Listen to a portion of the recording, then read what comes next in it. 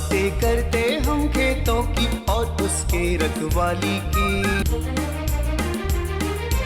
हम बीजों की बातें करते उत्तम जल संसाधन की।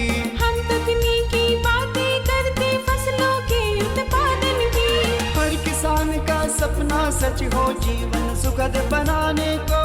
गाँव-गाँव के हर आंगन का प्यारा सा ये दर्शन। कृषि दर्शन, कृषि दर्शन, कृषि दर्शन, कृषि दर्शन, कृषि दर्शन, कृषि दर्शन, कृषि दर्शन, कृषि दर्शन। किसान भाई बहन मन नमस्कार, जोहार। कृषि दर्शन कार्यक्रम में रौरमन के बहुत बहुत स्वागत है। किसान भाई बहन मन स्वागत तो रौरमन के रही और रहेला, और अपन कार्यक्रम के आगे बढ़ा कर आगे रौरमन के कुछ जानकारी देवे चाहती कि जे भी आदमी मन हैं, इंसान हैं, वो लॉकडाउन और कोरोना के नहीं भूला हैं, ओके सबको याद करत हैं। भाई देखू, रौर से आरजू है, विनती है, प्रार्थना है कि कोरोना अखन ख़त्म नहीं हो है, तनिकन कम हो जा है। से ले रौरे मन भीड़ भाड़ से बचू और मास्क जरूर पहनू और हाथ के साबुन से, सैनिटाइजर से जरूर धोऊ। ये बात के रौरे मन जरूर से याद रखब और अपन गांव में, टोला में, मोहल्ला में सबके बताए देव, है नहीं। तो चलिए अपन कार्यक्रम के आगे बढ़ाती जानकारी की ओर। जानकारी लेवे कर आगे रौरे मन देखू कृषि समाचार। नमस्कार, कृषि समाचार में आपका स्वागत है। मैं हूं अर्चना। आइए देखते हैं आज कृषि समाचार में क्या है खास। समेकित कृषि प्रणाली का विकास कर रहा है राष्ट्रीय सतत कृषि मिशन। तेलहनी फसलों के साथ मधुमक्खी पालन होता है लाभकारी। फूलों की बेहतर कटाई करता है रोज सिकेटियर। राष्ट्रीय सतत कृषि मिशन, इस मिशन के अंतर्गत समेकित कृषि प्रणाली को बढ़ावा देने के लिए कार्य किए जाते हैं। इस योजना द्वारा ऐसे किसान जो समेकित कृषि अपनाने के योग्य हैं, उनका चयन कर उन्हें समेकित कृषि प्रणाली के लाभों के विषयों में जानकारी दी जाती है। साथ ही प्रशिक्षित कर आवश्यक कृषि उपादानों के लिए सहयोग भी दिया जाता है। मधुमक्खी पालन खेती बाड़ी में बेहतर उत्पादन के लिए बहुत लाभकारी सिद्ध होते हैं। मधुमक्खियों द्वारा पर परागन की प्रक्रिया बहुत बेहतर तरीके से होती है, जिससे फसलों का उत्पादन अच्छी मात्रा में होता है। कृषि विशेषज्ञों के अनुसार तेलहनी फसलों के साथ मधुमक्खी पालन करें तो अच्छा लाभ प्राप्त किया जा सकता है। वर्तमान समय में जो किसान भाई परवल की फसल लगाना चाहते हैं, वे बेहतर उत्पादन के लिए उन्नत प्रभेदों का चयन करें। परवल की स्वर्ण अलौकिक और स्वर्ण रेखा नामक प्रभेद अच्छा उत्पादन देने में सक्षम है। स्वर्ण रेखा और स्वर्ण अलौकिक ये परवल के प्रभेदों में बेहतर माने जाते हैं। वर्तमान समय में इनकी बुआई की जा सकती है। 1 हेक्टेयर भूमि में 8 से 10 किलोग्राम की दर से बीजों की बुआई कर और उचित कृषि कार्यों को करके 150 से 200 क्विंटल तक परवल की उपज पाई जा सकती है। ठंड के मौसम में पशुपालकों को अपने पाले हुए पशुओं के आवास पर विशेष ध्यान देने की आवश्यकता होती है। जैसे आवास गीला ना हो, ज़्यादा हवा आवास में नहीं आए, साथ ही पशुओं को दिन में धूप में रखना चाहिए। साथ ही आवास में अलाव इत्यादि की व्यवस्था करनी चाहिए ताकि पशु ठंड से बच सके। इस प्रकार आवास का प्रबंधन कर पशुओं को ठंड और उससे होने वाले बीमारियों से बचा सकते हैं। फूलों की कटाई करनी हो या पौधों के डंठलों की छटाई करनी हो, इन कामों के लिए बेहतर उपकरण है रोज सिकेटियर। आइए जानते हैं इस उपकरण में और क्या खूबियां हैं। यह है रोज सिकेटियर। पौधों एवं फूलों की बेहतर कटिंग के लिए इसका इस्तेमाल होता है। इस उपकरण में तेज एवं जंग रोधी एक ब्लेड लगा होता है, जो फूलों एवं पौधों के डंठलों को आसानी से काटता है। सबसे खास बात इस उपकरण की यह है कि पौधों के काटे गए हिस्से उसी में फंसे रहते हैं, जिसे आप उचित स्थान पर फेंक सकते हैं। और अब एक नजर राज्य के कुछ प्रमुख शहरों के मौसम के मिजाज पर। आज राज्य के कुछ प्रमुख शहरों के तापमान इस प्रकार दर्ज किए गए। रांची अधिकतम 25 डिग्री सेल्सियस, न्यूनतम 13 डिग्री सेल्सियस। देवघर अधिकतम 31 डिग्री सेल्सियस, न्यूनतम 17 डिग्री सेल्सियस। जमशेदपुर अधिकतम 30 डिग्री सेल्सियस, न्यूनतम 17 डिग्री सेल्सियस। मेदिनीनगर अधिकतम 28 डिग्री सेल्सियस, न्यूनतम 14 डिग्री सेल्सियस। धनबाद अधिकतम 29 डिग्री सेल्सियस, न्यूनतम 17 डिग्री सेल्सियस। कृषि समाचार में आज इतना ही। बेहतर कृषि कार्य करें, परंतु कोरोना बचाव के नियमों का पालन करें। मास्क लगाएं और साफ सफाई का ख्याल रखें। टीके के सभी डोज अवश्य लगवाएं। अगले अंक में फिर मुलाकात होगी कुछ ताज़ा तरीन खबरों के साथ। तब तक के लिए दीजिए इजाजत। नमस्कार, जोहार। किसान भाई बहन मन, कृषि समाचार में रोरेमन तकनीक कर बारे में, उपकरण कर बारे में, मौसम कर हाल कर बारे में और कृषि संबंधी नवा नवा जानकारी मिलक। एखन बेरा हो जाए एक छोटा सा विराम के। हम विराम के बाद घूर के आवा थी और रोरेमन के जानकारी देवा थी।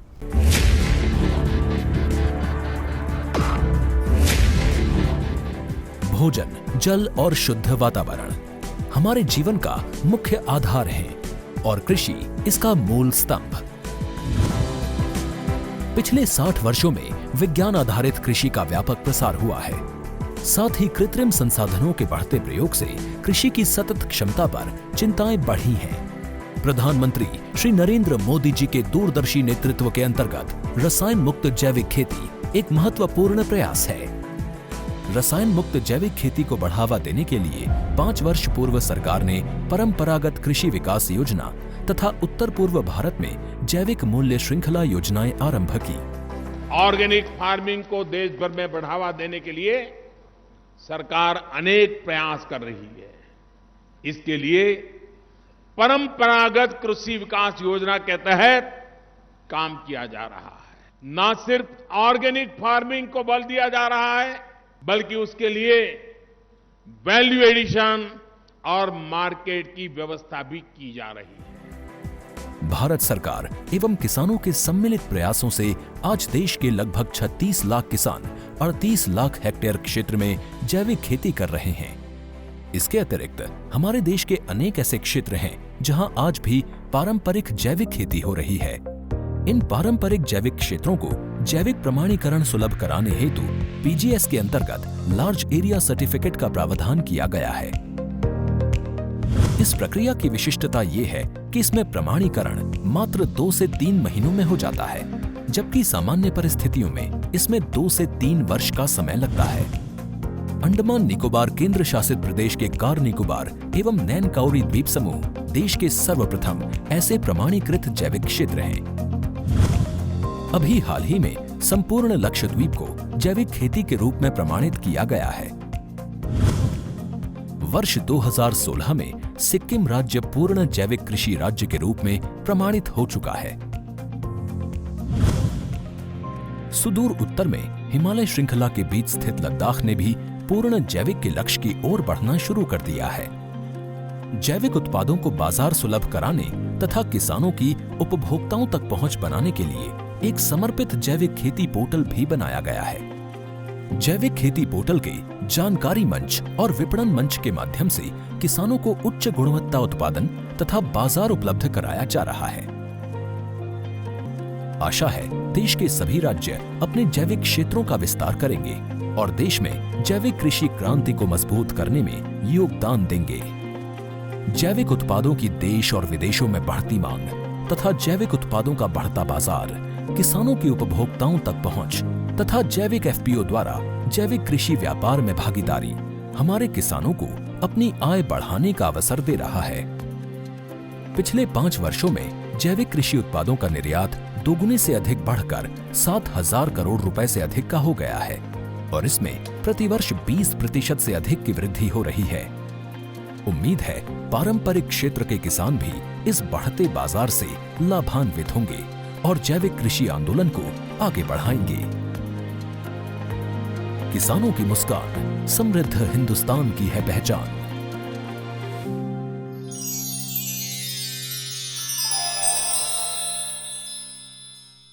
किसान भाई बहन मन, अपन कार्यक्रम के हम आगे बढ़ा थी दूसर जानकारी की ओर।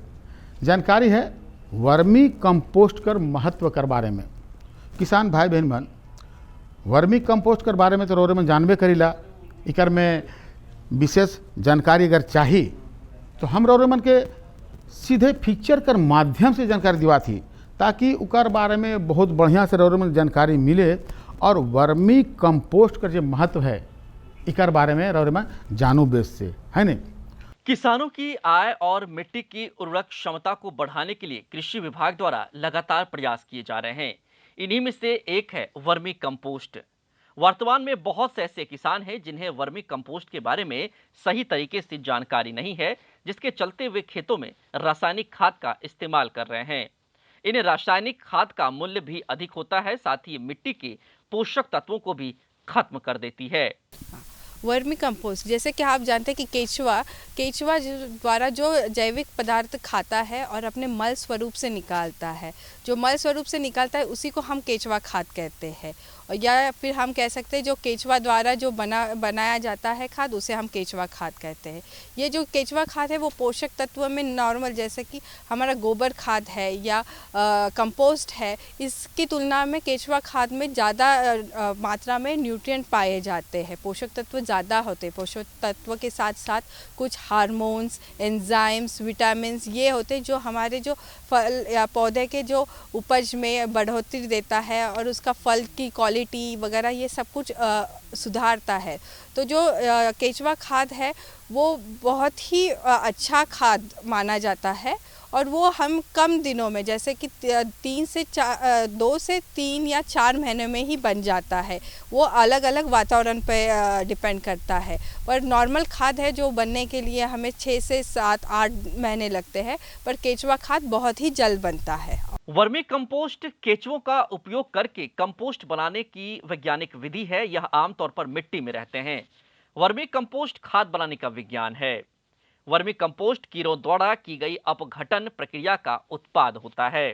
सबसे पहले तो हमें जो भी जैविक पदार्थ होते हैं, जैसे कि फसल का अवशेष हो गया, फिर जो गोबर खाद हो गया, गोबर खाद हमें डायरेक्ट नहीं यूज़ करना है। इन सब को भी जो भी जैविक पदार्थ है उसको हमें आधा सड़ाना है, जैसे कि उसको लेके 20 से 25 दिन तक हमें उसको सड़ाना है। उसके लिए हम उसमें गोबर मिला सकते हैं, पानी, और इसको है ना ढक के 20-25 दिन रखिए। और फिर जो आधा सड़ा हुआ जो भी जैविक पदार्थ है उसको हम वर्मी कंपोस्ट या फिर केचुआ खाद बनाने के लिए इस्तेमाल कर सकते हैं। तो केचुआ खाद बनाने के लिए सबसे पहले हम केचुआ खाद किस में बना सकते हैं? हम बकेट में बना सकते हैं, मटके में बना सकते हैं, आपके पास रिंग हो तो रिंग में बन सकता है, वर्मी बेड में बन सकता है। वर्मी बेड नहीं है तो हम अपनी घर के आसपास जहाँ पे छाया आती है, जहाँ पे हवा आती जाती है, ऐसी जगह चुनिए और वहाँ पे 2 मीटर लंबा या 1 से 2 मीटर लंबा बेड बनाइए, और जिसको हम नीचे से सीमेंट जिसको प्रूफ लाइनिंग कर देंगे, जिसको हम क्या कहते हैं गोबर से या किसी से अच्छे से लेप ले लें, जिससे कि केचुआ मिट्टी में ना जाए। और उसकी जो लंबाई 1.5 से 2 मीटर होनी चाहिए, चौड़ाई 1 मीटर के आसपास होनी चाहिए। फिर सबसे जो नीचे की लेयर होता है केचुआ खाद बनाने में, उसमें हम कोई भी मिट्टी या फिर ईंटा का टुकड़ा थोड़ा सा 1 या 2 इंच डालेंगे, जिससे वो केचुआ के लिए एरिएशन देगा, मतलब हवा आती जाती रहेगी और केचुआ मरेगा नहीं, अच्छे से रहेगा।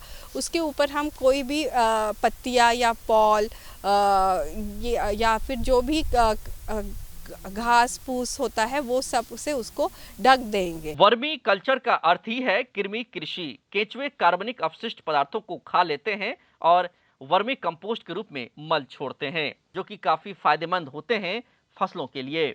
जहां तक वर्मी कंपोस्ट के महत्व की बात है, तो वर्मी कंपोस्ट पौधों की जड़ों का विकास करता है, मिट्टी की भौतिक संरचना में भी सुधार करता है। जब वो काला चाय पत्ती जैसे दिखता है तो समझ लीजिए केचुआ खाद बन गया। तो हमें उसके हार्वेस्ट करना है और उसको हम कहीं किसी भी बैग में वगैरह भर के सुखा के स्टोर करना है।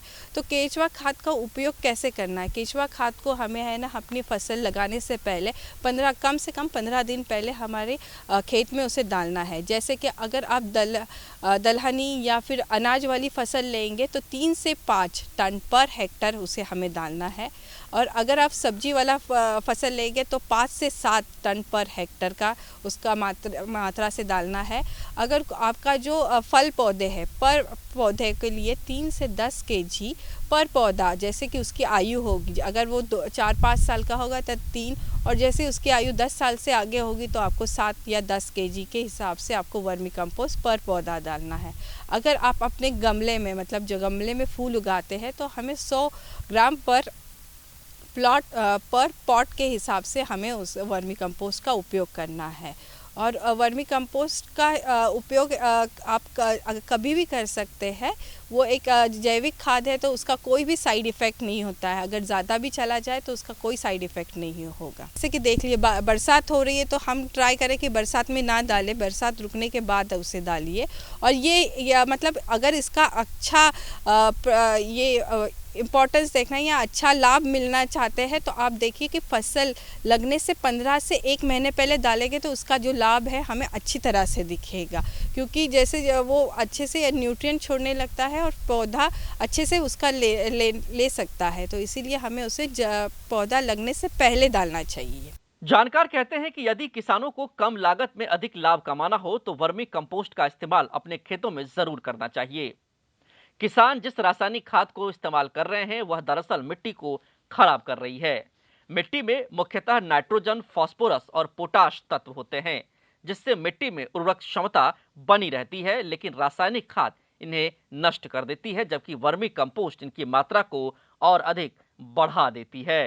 केचुआ खाद बनने के बाद आप डायरेक्टली फील्ड में डाल सकते हैं। अगर नहीं तो आप स्टोर भी कर सकते हैं। स्टोर करने के लिए उसमें जो नमी है उसको हम रिड्यूस करते हैं, जैसे 20 से 30% नमी रख के हम उसको स्टोर कर सकते हैं। लगभग 6 महीने 1 साल तक कर सकते हैं। पर जैसे जैसे उसका दिन बढ़ते जाएगा उसका जो न्यूट्रिएंट है, पोषक तत्व कम होते जाते हैं। तो इसका ये है कि हम जल्दी से जैसे 2 से 3 महीने में हम इसका उपयोग कर ले तो और हमें अधिक लाभ मिलेगा। पर जैसे जैसे उसका टाइम बढ़ता जाएगा तो उसका जो लाभ मिलना है वो कम होते जाएगा। तो और केचुआ खाद के तो कई लाभ है, जैसे कि हमारी जो मिट्टी की है उर्वरक क्षमता बढ़ाता है, पौधे की उपज बढ़ाता है, पौधे को जो हार्मोन्स विटामिन्स लगते हैं वो कोई खाद नहीं देता है, सिर्फ केचुआ खाद उसको प्रोवाइड कर पाता है। हमारी फसल की क्वालिटी बढ़ जाती है और जो मिट्टी में जल धारण क्षमता होती है, जहाँ की मिट्टी में वो कम है, वो भी बढ़ती है। और जो सूक्ष्म पोषक तत्व है और वो उसका भी ज़्यादा अपटेक होता है या अच्छे से उनको पौधों को मिलता है। अपन कार्यक्रम के आगे बढ़ा थी दूसर जानकारी की ओर। दूसर जानकारी है चना फसल कर समसामयिक देखभाल कर बारे में। तो जे किसान भाई बहन मन चना कर खेती करत हैं या करें ना, उके जानना बहुत जरूरी है। तो अगर विशेष कुछ खास जानकारी चाहिए तो रौरे मन के हम अपन जो हमारे के जो विशेषज्ञ साहब हैं उनकर से जानकारी दिवा थी कि विशेष जानकारी मिली है नहीं और बेस से लाभ मिली। तो चलो रौरे मन के हमारे जो विशेषज्ञ साहब हैं उनकर से जानकारी दिवा थी। कृषि दर्शन कार्यक्रम के माध्यम से हम लगातार आपको बताते रहे हैं कि कृषि के क्षेत्र में क्या कुछ नया हो रहा है। इसी सब जानकारियों को संग्रहित करने के लिए आज हम आ चुके हैं पलांडू के ICAR में और हमारे साथ हैं कृषि विशेषज्ञ डॉक्टर मीनू कुमारी जी, जिनसे हम जानेंगे कि चने की समसामयिक देखभाल किस प्रकार की जाती है। तो आइए शुरू करते हैं आज का कार्यक्रम। मैम बहुत बहुत स्वागत है आपका कार्यक्रम में। धन्यवाद। मैम सबसे पहले हम चने की बुआई के बारे में जानना चाहेंगे। जी, जैसा कि चने की बुआई का जो समय होता है ये एक रबी फसल है और ज़्यादातर किसान भाई जो होते हैं इसकी खेती जो होती है वो प्राकृतिक जो बारिश होती है उस पर निर्भर करते हैं। तो ये इसकी चने की बुआई अक्टूबर 15 से लेकर 25 और बहुत से बहुत अक्टूबर 30 तक कर लेनी चाहिए। तो हम उम्मीद करते हैं कि अभी के टाइम पर सभी किसान भाइयों के पास चने की बुआई हो गई होगी। इसके पहले मैं एक बात आपको ज़रूर कहना चाहूँगी कि चने की बुआई करने के समय आपको अपने खेतों के चयन के लिए ये ध्यान रखना चाहिए कि क्रॉप रोटेशन, जिसको कहते हैं फसल चक्र, उसका ज़रूर आप पालन करें, क्योंकि फसल चक्र होने से एक तो है कि कई सारे बीमारी और जो कीट होते हैं उनका नियंत्रण अपने आप ही हो जाता है। और जिस तरह का आप वैरायटी का चयन करते हैं, किस्मों का चयन करते हैं, जैसे कि देसी और काबुली चना 2 तरह की किस्में होती हैं। ज़्यादातर देसी किस्मों की बुआई की जाती है, जो झारखंड के लिए ज़्यादा उपयोगी होती है। और अर्ली या जिसको कहा जाता है अग्र, मध्य और पछेती, इस तरह की 3 किस्में भी होती हैं। तो जब भी आप किस्मों का चयन करें तो इन बातों का ध्यान रखें कि आप बुआई का समय कब ले रहे हैं और उसके हिसाब से ही जो किस्में होती हैं उनका चयन करें। मैम, हम लोग बुआई के बारे में बात करते हैं तो रोगों के बारे में भी बात करेंगे। किस किस तरह की मतलब रोग हो सकते हैं मैम? जी हाँ, बिल्कुल। मैं रोगों पर और जो भी कीट नियंत्रण है उस पर भी आऊँगी, लेकिन उसके पहले मैं सभी किसान भाइयों बहनों को ये बताना चाहती हूँ कि अभी जैसे कि बुआई हो गया होगा तो इसके बाद आपको पहले ये ध्यान रखना है कि कैसे आप ज़्यादा से ज़्यादा उपज ले सकें। तो उसके लिए एक प्रक्रिया होती है जिसको कि जो साइंटिफिक टर्म उसमें निपिंग कहा जाता है और जो आम भाषा है उसमें तुड़ाई कहते हैं। इसमें ऊपर की जो फुनगी पर लगे होते हैं पत्ते, उसको तोड़ा जाता है। उससे क्या होता है कि जो बाकी दूसरी जो शाखाएं होती हैं और ज़्यादा निकलती हैं। तो यह एक जो प्रक्रिया है यह बहुत ही उपयोगी है उपज वृद्धि के लिए। तो लेकिन इसको आपको 35 से 40 दिनों के अंदर अंदर कर लेना चाहिए पहली बार। तो इसको निपिंग को आप ज़रूर ध्यान में रखें, इसको ज़रूर करें। और दूसरी बात जो हम लोग ये बताना चाहते हैं आपको कि किस तरह से सिंचाई करें, क्योंकि सिंचाई आपको जिस तरह से करना है, जो पानी की मात्रा देनी है, अगर वो कम और ज़्यादा होती है तो फिर से आपकी उपज पर इसका असर पड़ता है। तो सिंचाई में आपको ये ध्यान रखना है 2 सिंचाई देनी है। जैसा कि आप बारिश पर आधारित खेती कर रहे हैं तो पहली सिंचाई जो होनी चाहिए वो फूल खिलने के पहले होनी चाहिए, फूल खिलने के समय नहीं। आप ध्यान रखें, फूल खिलने के पहले। और दूसरी सिंचाई जो होनी चाहिए वो होनी चाहिए इसकी फलियां बनने के समय। अगर आप फूल खिलने के समय देते हैं तो फूल झड़ने की आशंका रहती है। तो इस बात का ध्यान रखें कि पहली सिंचाई फूल खिलने के पहले दे दिया जाए और दूसरी सिंचाई फली बनने के समय देना चाहिए। तो बहुत ही अत्यंत आवश्यक बात है जो मैं ये बताना चाहती हूँ कि ज़्यादा सिंचाई अगर दी जाती है तो पौधों की वृद्धि ज़्यादा हो जाती है और बीजों की वृद्धि कम होती है, तो बीजों का उत्पादन फलता कम हो जाता है। तो इसलिए आप हल्की सिंचाई दें, जब भी दें आप ये 2 सिंचाई हल्की ही दें। इसके बाद मैं आपको बताना चाहूँगी, थोड़ा सा संक्षिप्त में बताना चाहती हूँ उर्वरक की मात्रा पे। चूँकि हम जान रहे हैं कि यह एक दाल वाली फसल होती है चना, तो ये 75% तक इसका जो नाइट्रोजन जो कहा जाता है उसकी मात्रा ये अपने आप ले लेती है। लेकिन वो लेग्यूम जो नोड्यूल्स बनते हैं उसके पहले की जो 25% मात्रा है वो हमें देनी होती है। तो डीएपी का जो कहते हैं डायमोनियम फॉस्फेट, आप उसका ज़रूर प्रयोग करें। और जो भी आप जो सड़ी हुई खाद वगैरह आप दे करके अपने खेतों को तैयार करते हैं तो डीएपी और सड़ी हुई खाद और जो केचुआ खाद है इन सभी का बराबर आप उपयोग करें, क्योंकि इससे आपका जो चने की उपज हो रही है उस पर काफ़ी मात्रा में असर पड़ता है। और सल्फ़र बहुत ही महत्वपूर्ण है। हम लोग हमेशा ही नाइट्रोजन, फास्फोरस, पोटास पर तो चले आते हैं, लेकिन जो इस तरह की जो एसेसरीज होते हैं, जो दूसरे सेकेंडरी फर्टिलाइजर्स होते हैं, उसको भूल जाते हैं। तो आप सल्फ़र की मात्रा को देना ना भूलें। इसे 20 kg प्रति हेक्टेयर के हिसाब से ज़रूर इसका आप प्रयोग करें अपनी खेती में। कीटों के प्रबंधन के बारे में बात करें मैडम तो जी हाँ, हम लोग कीटों के प्रबंधन पर भी आ रहे थे। और मैं थोड़ा सा आपको कीटों के प्रबंधन के पहले थोड़ा खरपतवार के बारे में बताना चाहूँगी। खरपतवार का जो सीधा मतलब है वो है आपके चने के उपज से, और दूसरा है कीटों के प्रबंधन से। अगर ज़्यादा खरपतवार होते हैं तो हम सबको पता है कि वो ज़्यादा रोग और ज़्यादा कीटों को आमंत्रित करता है। तो 2 बार आप जरूर इसमें खरपतवार नियंत्रण करें। पहला जो है वो 30 दिन के अंदर कर लेना चाहिए, क्योंकि ये आपके पौधे के जो जड़ों की वृद्धि है उसके साथ कंपटीशन करता है। तो 30 दिन के अंदर आप पहली बार एक बार गुड़ाई कर लें, और दूसरी बार जो होती है वो 60 दिन या 45 दिन के बाद आप करना चाहिए। और ये जो होती है हल्की गुड़ाई करनी चाहिए और उसकी जड़ों को बिना नुकसान पहुँचाए। तो इस तरह से करके आपका खरपतवार नियंत्रण अगर सही मात्रा में रहता है, आप अगर ये 2 दे देते हैं तो कई सारे कीटों का आमंत्रण ये अपने आप ही खत्म कर देता है। हम लोग आते हैं अभी रोग और कीटों पे। तो कीट नियंत्रण में सबसे जो महत्वपूर्ण है और जो सबसे बड़ी समस्या है आज के किसान भाइयों की, वो है बोरर, जिसको कि ग्राम पॉट बोरर कहा जाता है, या आप लोग अपनी भाषा में इसको सिर्फ बोरर के ही नाम से जानते होंगे। सबसे पहले मैं बताना चाहती हूँ कि हम लोग केमिकल्स जो कहते हैं, जो इंसेक्टिसाइड स्प्रे करना है, उस पर हम सबसे अंत में आएंगे। उसके पहले जो हम और तरीके का अपना सकते हैं, मैं उसके बारे में बोलना चाहती हूँ। तो फेरोमोन ट्रैप होता है। फेरोमोन ट्रैप जो हेलिकोवर्पा आर्मीजेरा के लिए, आप वो बोलकर ही आप इसको बाज़ार से सुनिश्चित करें लेना, और उसको आप 4 या 5 प्रति एकड़ में इसको लगाएं। फेरोमोन ट्रैप से क्या होता है कि कई सारे आपके जो इसमें जो नर वाले होते हैं वो उसमें आकर्षित होते हैं, और उसके बाद वो मादा को आने नहीं देते हैं। तो आपका कई हद तक आपका इसमें नियंत्रण हो जाता है। और दूसरा जो है आपका इसमें आप इसको बहुत ही अच्छे तरीके से आप नीम सीड जो एक्सट्रैक्ट होता है 50 ग्राम के प्रति हिसाब से आप इसको लगाएं, इसको डालें, तो जो ग्राम पॉट बोरर है उसका नियंत्रण हो जाता है। तो देखो आज जो दुई जानकारी मिलक वर्मी कंपोस्ट कर महत्व के बारे में और चना कर समसामयिक कर बारे में, है नहीं। तो किसान भाई बहन मन, रौरमन के हमेशा हम कहिला कि अगर हमरे से कोई जानकारी चाहिए या रौरे को कोई जानकारी देवे के है तो पता के जरूर लिखू। पता है कार्यक्रम कृषि दर्शन द्वारा केंद्र निदेशक दूरदर्शन केंद्र रातू रोड रांची, और पिन कोड संख्या लिखना जरूरी कि भूले के नखे। पिन कोड संख्या है 834001। आज रौरमन इजाजत दो मकील यह दिना और यह बेरा नवा जानकारी के साथ और उपस्थित हो। तब तक इजाजत दो। नमस्कार, जोहार।